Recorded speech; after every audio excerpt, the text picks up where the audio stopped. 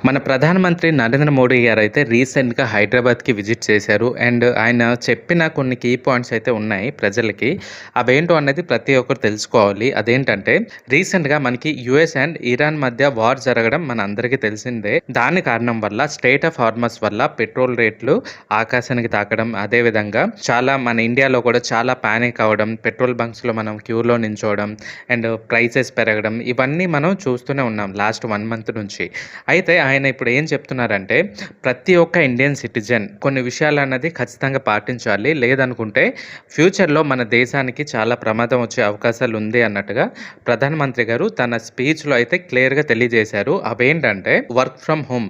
ఈ రోజుల్లో టెక్నాలజీ అన్నది చాలా డెవలప్‌మెంట్ అయింది. అయితే ఇప్పుడు ఏదైనా మీటింగ్స్ కానివ్వండి, ఏదైనా బిజినెస్ డీల్స్ కానివ్వండి, ఆ పర్టిక్యులర్ ప్లేస్‌కి వెళ్ళి, ఆ పర్సన్స్ దగ్గరికి వెళ్ళి మనం మీట్ అయ్యేవాళ్ళం. అండ్ అదే విధంగా కోవిడ్-19 తర్వాత వర్క్ ఫ్రమ్ హోమ్ అయితే చాలామంది అలవాటు పడ్డాం కదా! చాలా కంపెనీస్ కూడా అది అలౌ చేశాయి.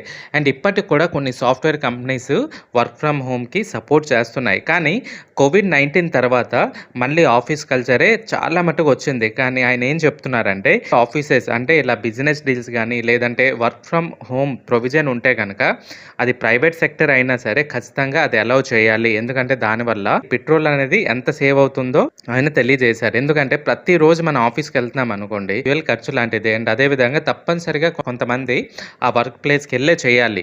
మీరెళ్ళే రూట్‌లో గానీ, మీ కలీగ్స్ గానీ, మీ బంధువులు గానీ, మీ ఫ్రెండ్స్ గానీ ఉంటే ఒకే వెహికల్‌లో వెళ్ళడానికి ట్రై చేయండి. ఎందుకంటే దానివల్ల ఫ్యూయల్ అనేది చాలా సేవ్ అవుతుంది అన్నట్టుగా ఆయన ఒక సజెషన్ ఇచ్చారు. ఈ యుద్ధం తర్వాత డాలర్ రేట్ అయితే చాలా పెరిగిపోయింది. అందుకనే ఏదైనా ఫ్యామిలీ వెకేషన్స్ గానీ, లేదంటే మ్యారేజెస్ గానీ, టూర్ అయితే గనక వేరే దేశాలకైతే కొన్ని రోజుల వరకు వెళ్ళకండి అని ఆయన చెప్పారు. ఎందుకంటే మనం వేరే దేశం వెళ్ళి మన మనీ అక్కడ వెళ్లి ఖర్చు పెడితే గనక మన మనీ డాలర్ రూపంలో విదేశాలకి వెళ్ళిపోతుంది. అదే కాకుండా మన ఇండియాలోనే అటువంటి వెకేషన్స్ గానీ, మ్యారేజెస్ గానీ ప్లాన్ చేసుకుంటే ఆ మనీ అన్నది మన ఇండియాలోనే ఉంటుంది. అండ్ మన ఎకానమీకి అది హెల్ప్ అవుతుంది. సో అటువంటి వాళ్ళు ఎవరైనా ఉంటే గనక మన ఇండియాలోనే అది సెలబ్రేషన్స్ ఆర్ అవి చేసుకోవడానికి ట్రై చేయండి అని ఆయనైతే చెప్పారు. మోస్ట్ ఇంపార్టెంట్ పాయింట్ ఏంటంటే ఈ రోజుల్లో ఎవరైనా సరే కార్ కొనాలి అనే ఒక ఉద్దేశం ఉంటే వాళ్ళు ఈవీయే తీసుకోవాలి. దానివల్ల ఫ్యూచర్‌లో ఈవీ వల్లనే మన ఎన్విరాన్మెంట్‌కి సేఫ్ అని కూడా ఆయన తెలియజేశారు. గోల్డ్ కూడా కొనడం కొన్ని రోజులు ఆపాలి అన్నట్టుగా ఆయన చెప్పారు.